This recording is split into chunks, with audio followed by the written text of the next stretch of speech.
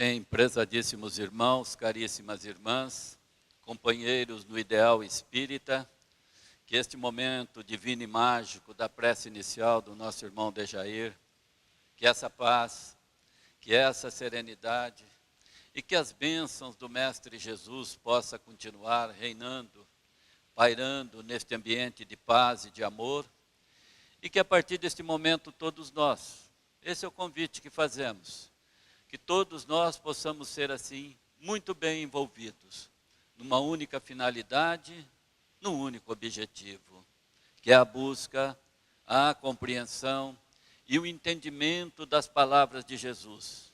Se possível, tudo com base na doutrina espírita, que é hoje um tipo de doutrina que já nos permite um melhor entendimento em termos de conhecimento. E tenho certeza também que aos poucos começa a despertar dentro de mim, dentro de você, dentro de todos nós, um desejo imenso de podermos tentar diminuir, reduzir dificuldades e necessidades do nosso próximo. E quando nós fazemos esse comentário de tentar diminuir dificuldades e necessidades do nosso próximo, seria muito interessante que nesse momento o nosso pensamento se estendesse até os nossos lares, porque é lá que muitas vezes nós temos pessoas extremamente necessitadas de um pouco mais de carinho, de compreensão, de amor, de esperança, de sentimento de fé. E essas pessoas são os nossos familiares, que estão mais próximos de nós. Numa entrevista concedida à Rádio Boa Nova, perguntaram assim a Chico Xavier: Chico, qual a melhor religião que existe? Chico pensou, como tem tantas e tantas no mundo, ele respondeu: sabe que eu não sei? Eu não sei se a melhor religião é a A ou é a B. Mas eu te diria que a melhor religião é aquela onde você vai e você se sente bem.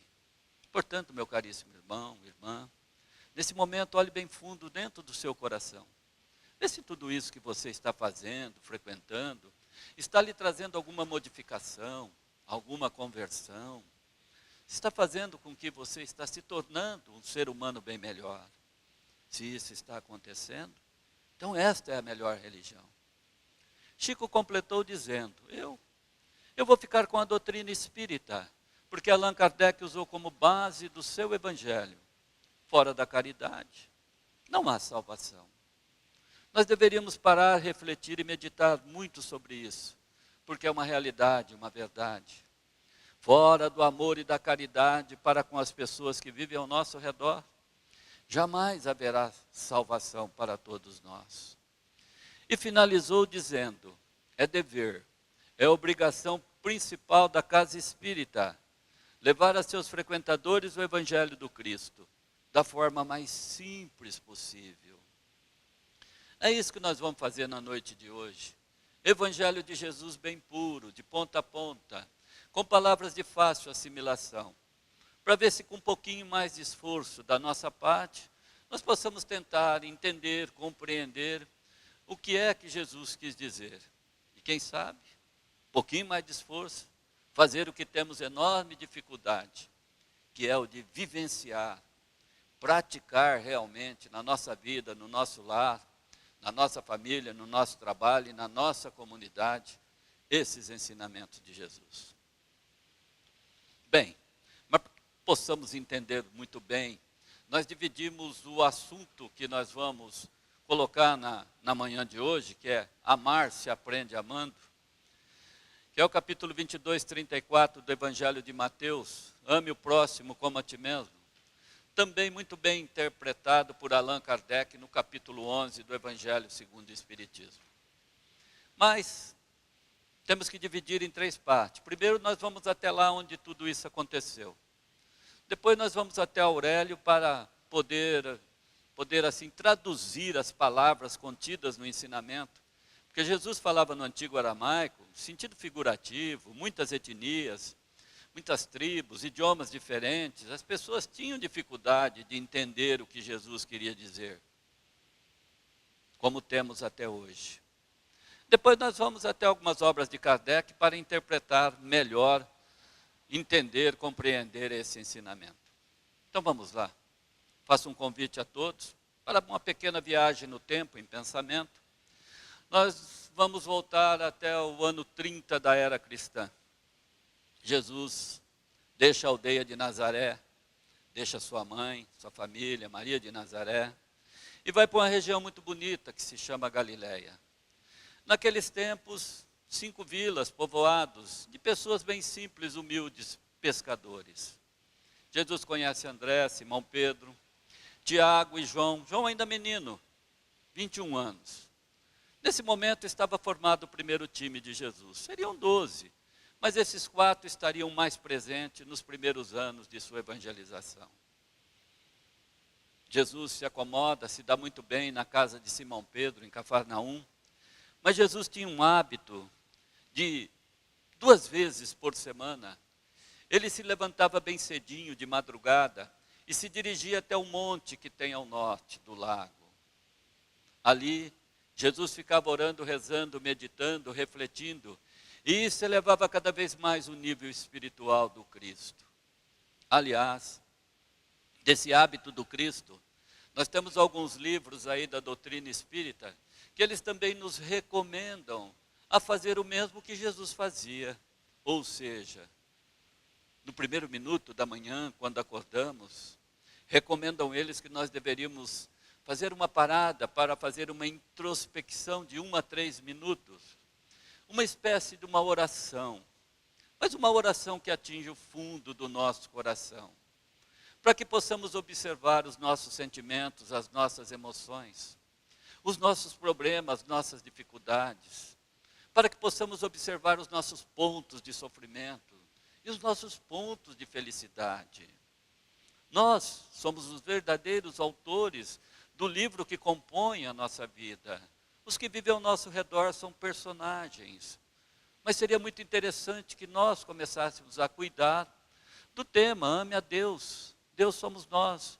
Começarmos a gostar de nós no primeiro momento. E esse é o momento divino, oportuno. Sem ir para o lado do autoajuda, nós também podemos dar uma bela olhada no espelho e desejarmos a nós mesmos um dia de muita paz, de muita alegria, de muita felicidade. E por que não também desejarmos um dia de muita prosperidade? Dizem os autores que quem conseguir esse esforço de no mínimo por 6 meses, já começa a observar depois uma enorme transformação na sua vida, sempre para melhor. E quando Jesus, nesse dia, ele deixa o monte, já era bem de tardezinha, crepúsculo de noite. Quando Jesus chega na casa de Pedro, casa pequena, estava totalmente tomada, tanto fora como dentro.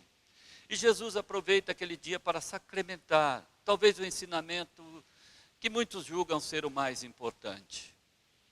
Jesus diz àquelas pessoas: um novo mandamento vos dou. Ame a Deus, você, e o próximo como a ti mesmo.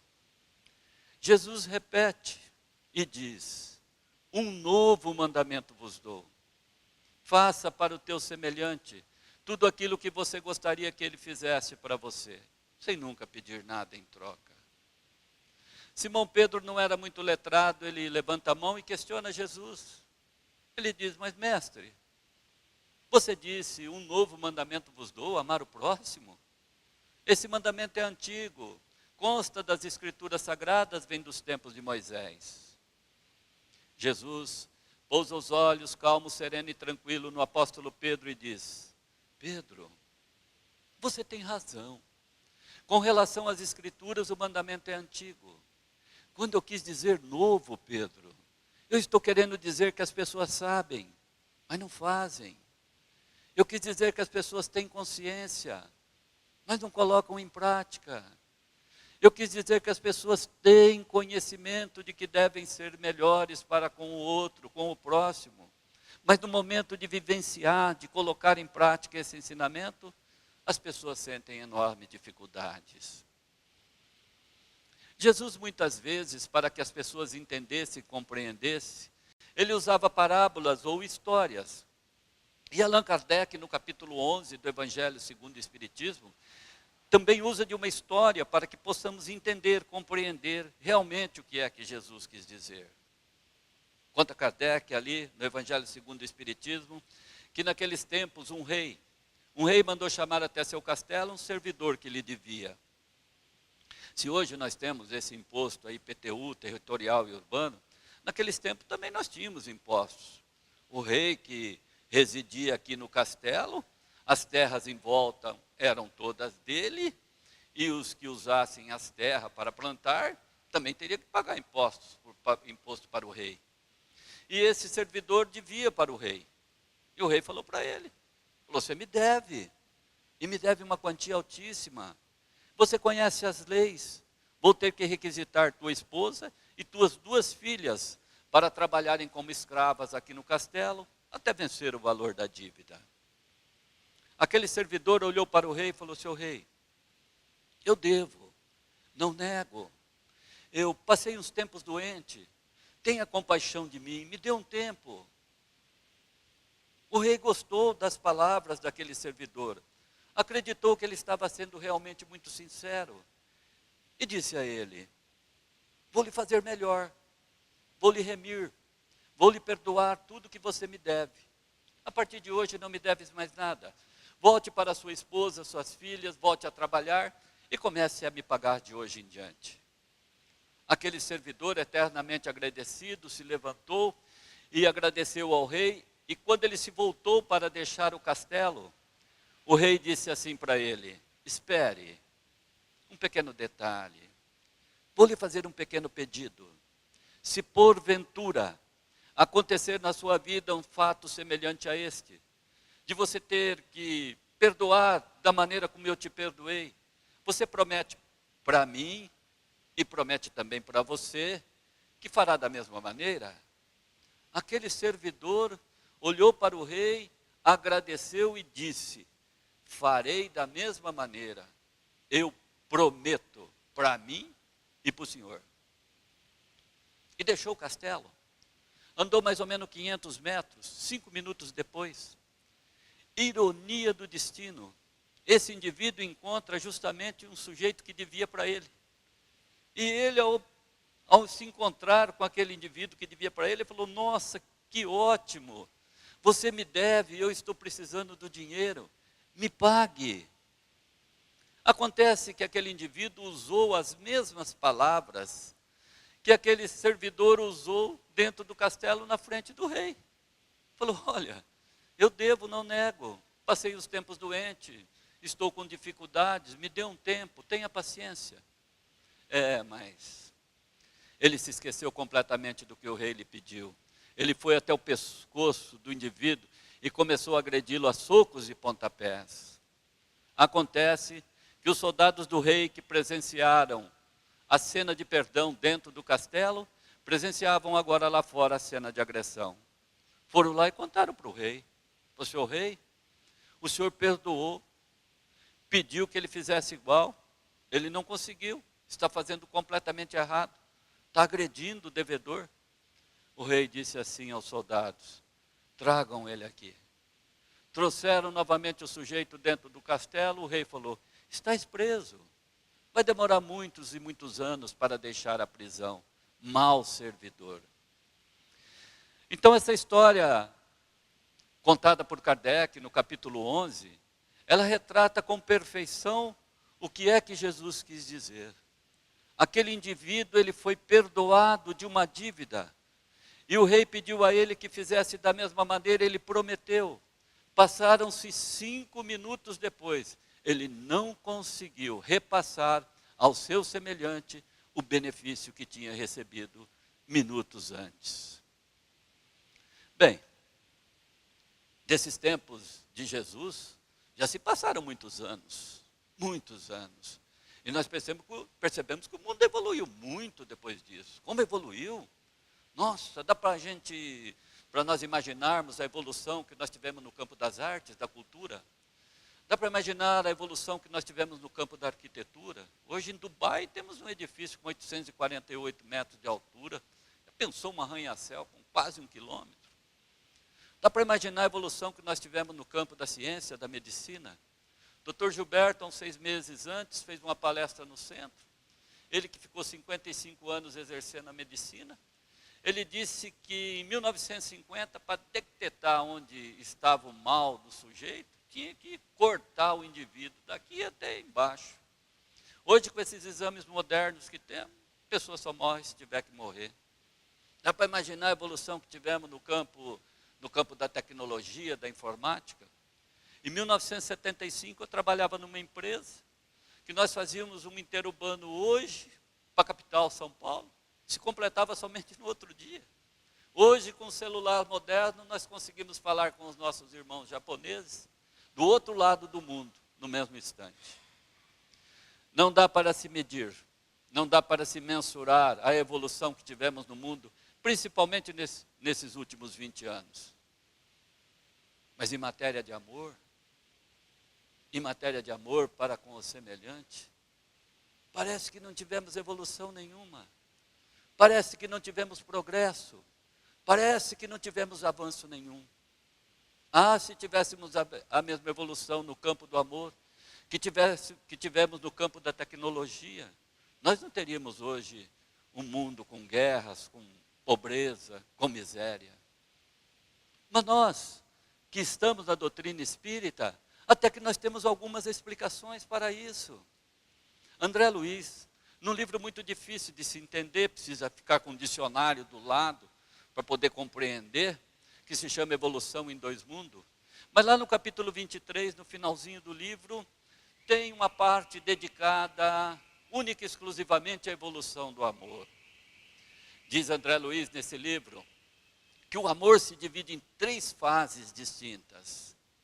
Numa primeira fase do amor, que ainda existem muitos espíritos estacionados nessa primeira fase, é uma fase que o indivíduo leva a vida única e exclusivamente por instinto. Traz dentro dele ainda implantado o sentimento do egoísmo com uma força extremamente poderosa. Nessa primeira fase do amor, o indivíduo vive a vida pensando única e exclusivamente somente nele. Conjuga o pronome somente na primeira pessoa, eu. Mas esse é um tipo de vida que o indivíduo leva que não tem sal, não tem sabor, não tem graça. É um sentimento de posse, é um sentimento precário, é um amor de periferia.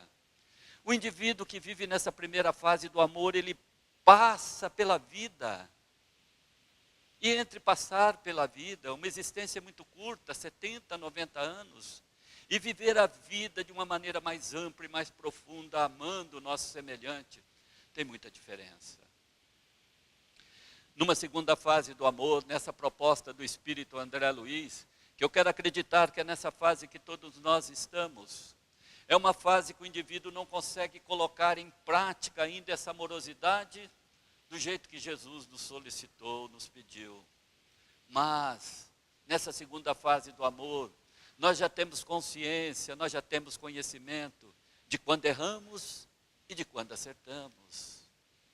E nós já adotamos o princípio de que quando nós erramos, passado alguns instantes, nós mesmos fazemos uma reflexão de que não deveríamos incorrer novamente naquele erro que fizemos.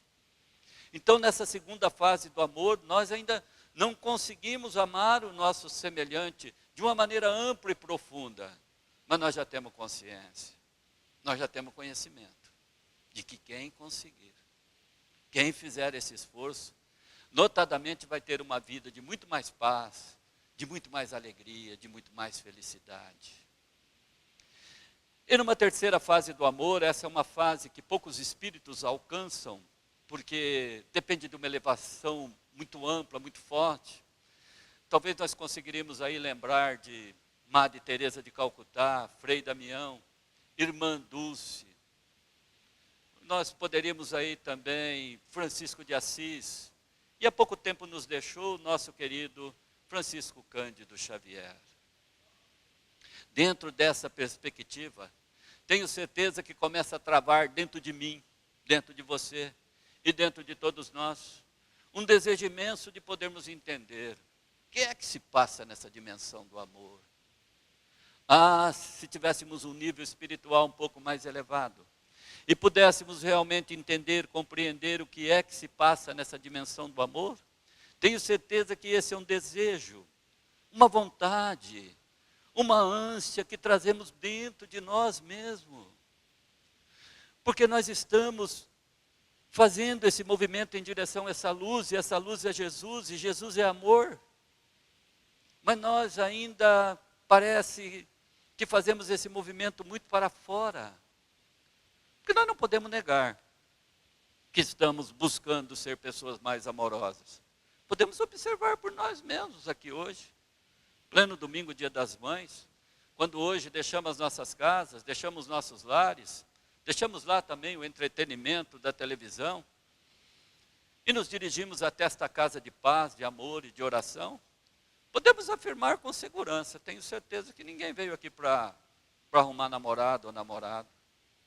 Tenho certeza que ninguém veio aqui hoje para fazer negócios. Mas posso afirmar com absoluta segurança que todos nós estamos aqui hoje em busca de uma conexão com Deus, de uma ligação com Jesus, de uma ligação, conexão com os espíritos amigos, com benfeitores espirituais, para que isso possa penetrar na nossa mente, no nosso coração e no nosso espírito, para que possamos sair daqui hoje muito mais fortalecidos, mais calmos, serenos e tranquilos, para podermos lidar com as dificuldades naturais da nossa existência, as adversidades do dia a dia. Nenhum de nós ainda conseguiu entender por completo o verdadeiro significado da nossa existência. Então, todos nós estamos buscando paz, serenidade, tranquilidade, um pouco mais de inteligência, um pouco mais de sabedoria, para podermos lidar com os nossos problemas. E nós não podemos negar que quando lidamos com as nossas adversidades, serenos, calmos, com inteligência, com sabedoria, a decisão vai ser um sucesso. E o sucesso vai resplandecer em alegria e felicidade e também prosperidade. Então nós estamos buscando. Nós somos os pobres de espíritos que Jesus citou no Sermão da Montanha. Estamos nos esforçando, lutando, buscando para se tornar pessoas melhores. Mas buscamos isso muito fora. Nós precisamos fazer um pouco mais de esforço para buscar isso também dentro de nós.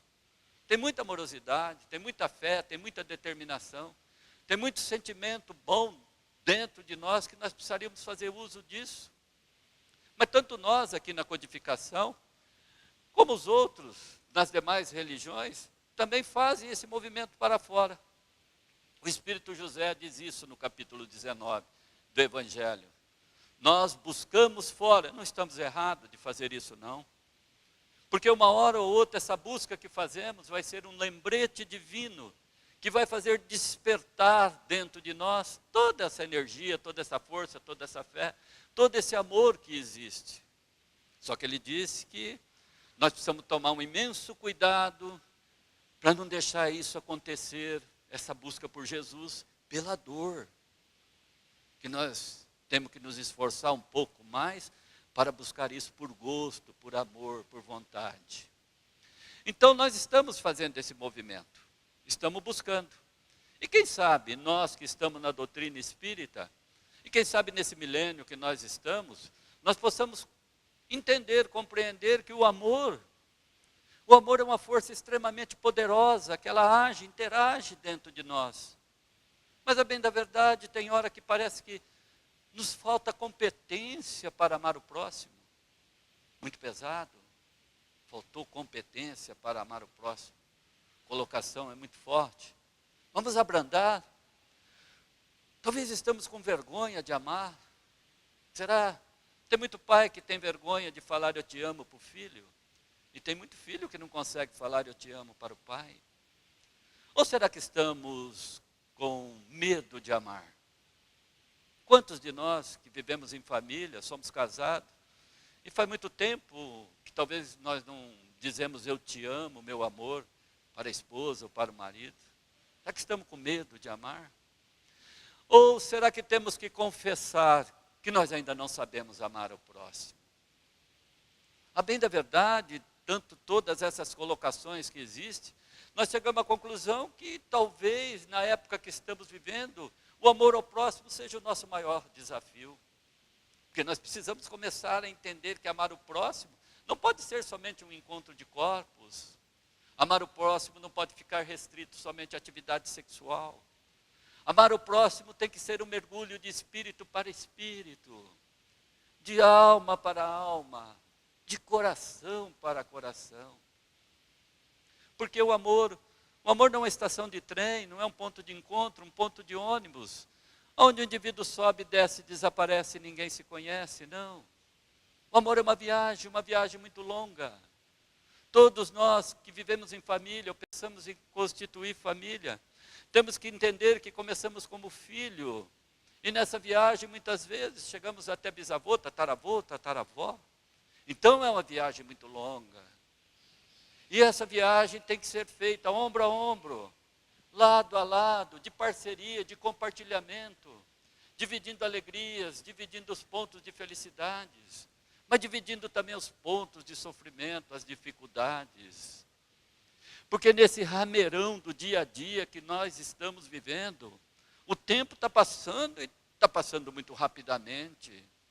E é muito comum você encontrar pessoas que vivem em família, que vivem em grupos, que vivem em comunidades, dizerem assim: acabou o encanto, acabou o amor. Muitos até confessam: vivemos juntos apenas por questões morais, por dificuldades de separação de patrimônio. Mas acabou o encanto, acabou o amor. Se qualquer um de nós, porventura, estejamos inseridos no contexto dessas pessoas que estão pensando assim, estão confessando que acabou o amor, nós precisamos ir até a carta de número 13 de Paulo aos Coríntios. Paulo, o apóstolo que vivenciou realmente os ensinamentos de Jesus. Inteligente, estudioso, mais perseguidor das ideias do Cristo. Na estrada de Damasco se tornou o maior divulgador dos ensinamentos de Jesus, inclusive com a prática dos ensinamentos. Na carta de número 13, Paulo diz assim: o amor não acaba nunca.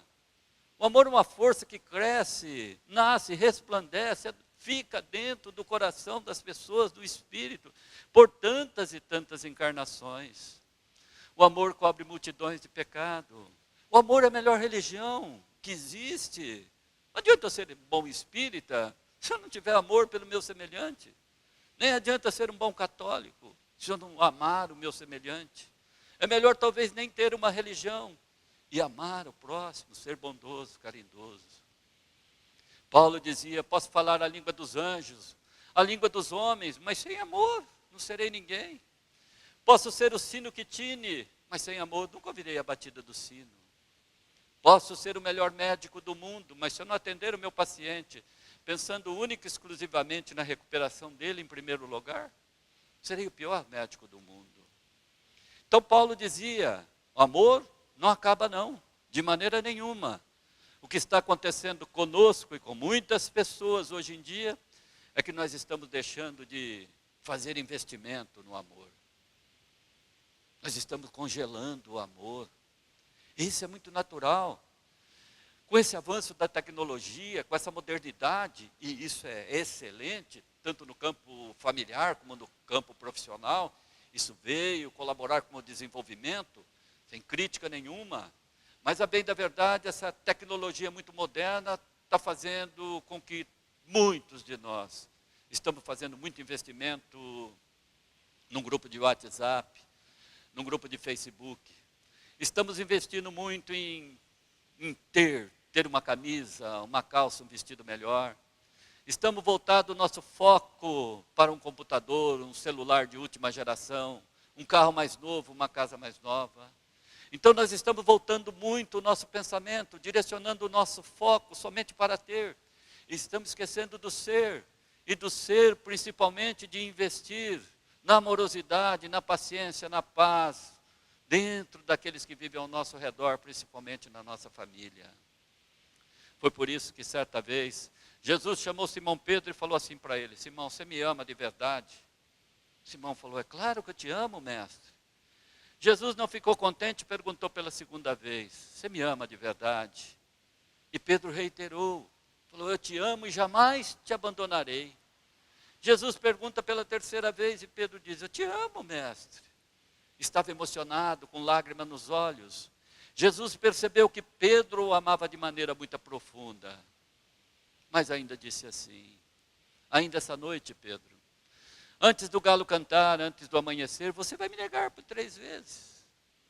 Isso aconteceu, Jesus foi preso naquela tarde, julgado, e foi preso. E os guardiões de Roma, os soldados de Roma procuravam pelos seguidores do Cristo, encontraram Pedro. É seguidor de Jesus? Ele falou: eu não. 100 metros para frente, outro grupo de soldados. Encontraram novamente Pedro e perguntaram: tu é um seguidor do Cristo? Ele falou: nem eu conheço. E pela 3ª vez ele também negou. Devemos crucificar Pedro? Devemos julgar Pedro como sendo um verdadeiro covarde?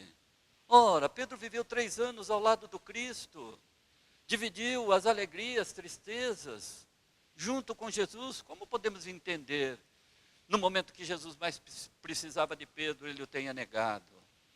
Aí sim, que nós devemos buscar que, na totalidade dos nomes que aparecem no Evangelho, Pedro era apóstolo do Cristo, correto, viveu com Jesus, mas Pedro também era humano, era um ser humano.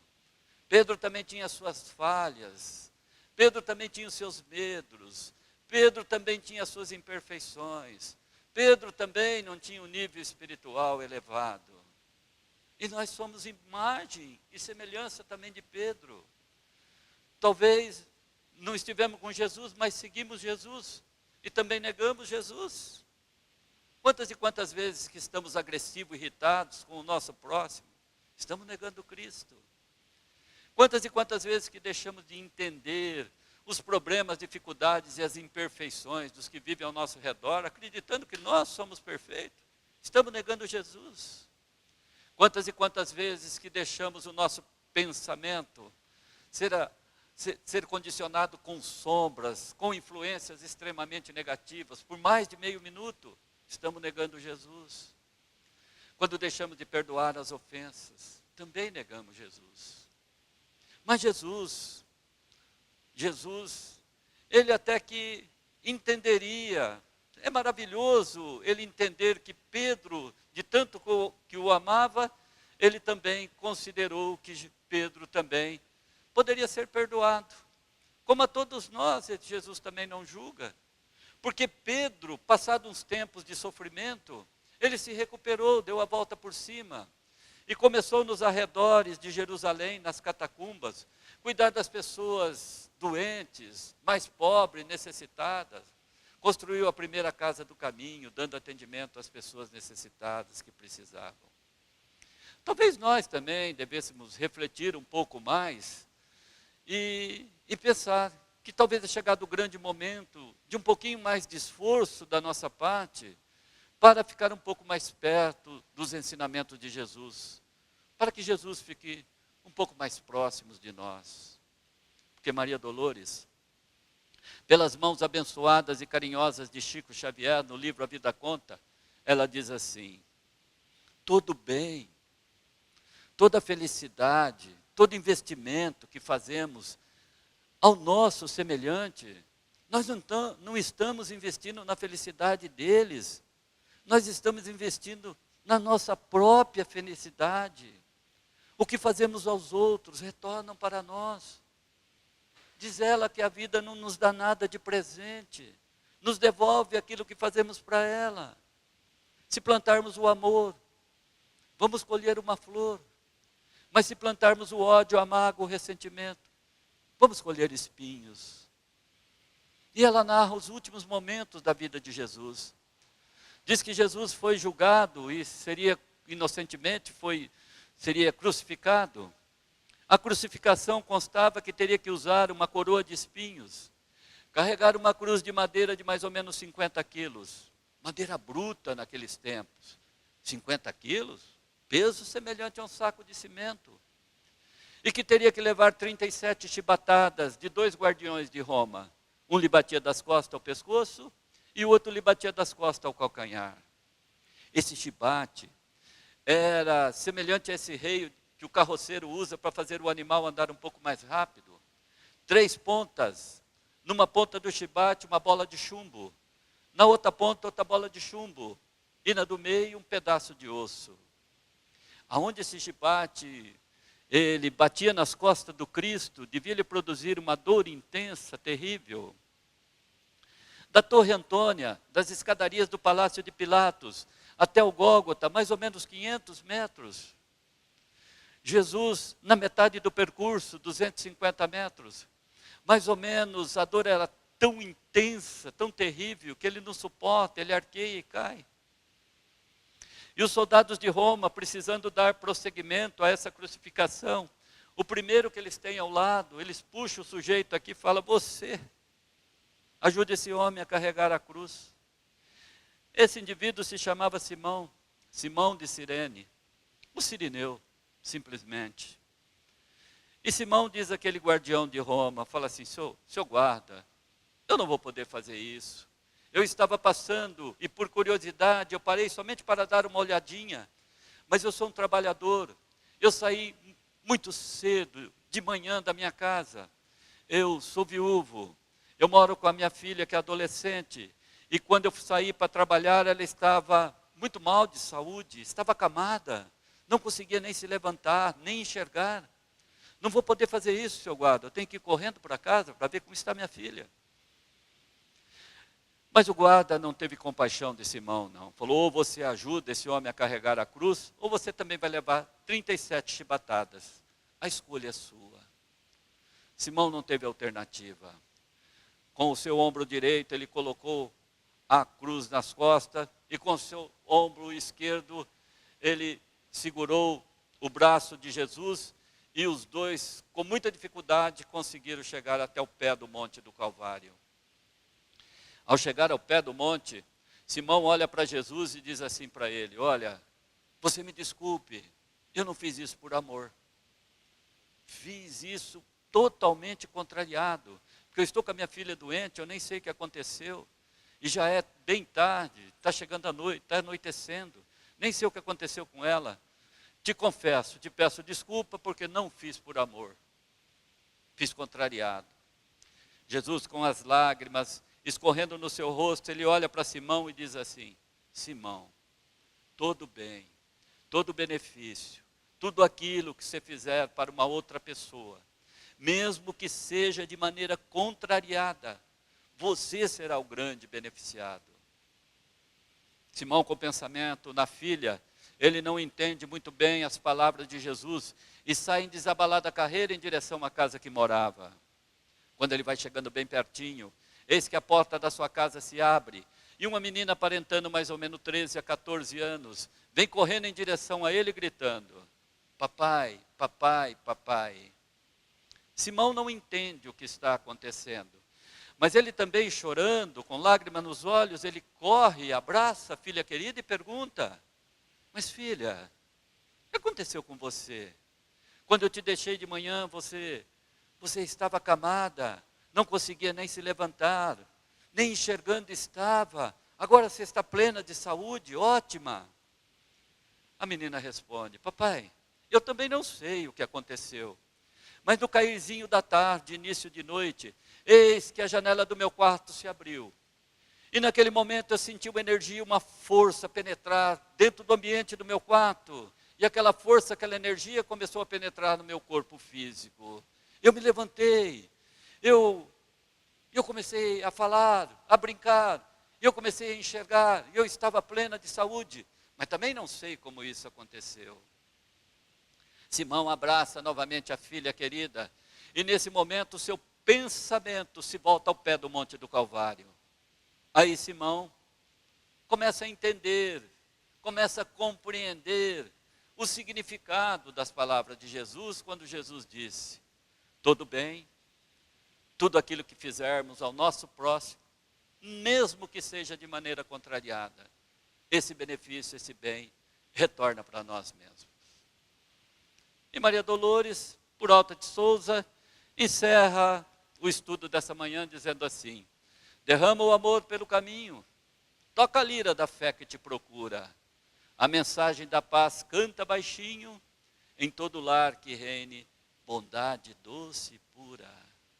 A mensagem da paz canta baixinho, em todo lar que reine bondade doce e pura. Espalhe um ramo de flor para cada espinho, mesmo que a dor por dentro te magoe e te tortura, porque a bênção de um abraço, de um beijo, de um carinho, a bênção daquelas 3 palavras mágicas, eu te amo, é como uma estrela candente quando ilumina a noite escura. Vamos fazer o bem, tentar a caridade também, quanto eu possa, porque todas as vezes que estivermos enxugando lágrimas alheias, temos que ter a certeza absoluta, teremos sempre o Cristo Jesus enxugando as nossas. Desejo a todos que a partir de hoje possamos olhar mais para Jesus, estar mais com Jesus.